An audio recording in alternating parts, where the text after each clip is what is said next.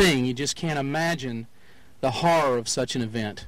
And neither can the town of Geneva, a shooting rampage that will forever change this peaceful town. It's crazy, and you would never, ever, ever thought something would happen like that in Geneva. Antonia Post will never forget what she saw tonight. We saw the man come by. He was on a red car and he was shooting, and we saw him come by and we were standing outside.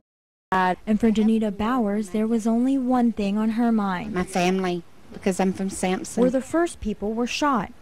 Bowers says her family is safe, but is mourning the loss of one of her former classmates that was killed. I'm very scared. And others rushed to their families who survived the tragedy. My wife's brother was shot at by the gunman. He had seen 4 bodies laying outside the house. And in the midst of despair, heroes emerged. Edward Johnson says his sister-in-law risked her life to save a child. Yeah, she grabbed the child while the gunman was shooting and ran for safety. That's the only thing we know. But the people of Geneva say they'll pull through. With the help of the Lord, we'll make it. And with each other. In Geneva, Leila Grace, WDHN News. Well, there was also a press conference just a little while ago from Geneva Police Chief Frankie Lindsay. Ken Curtis now joins us live to talk about that. Ken, have you ever seen anything like this in all the years you've been around here?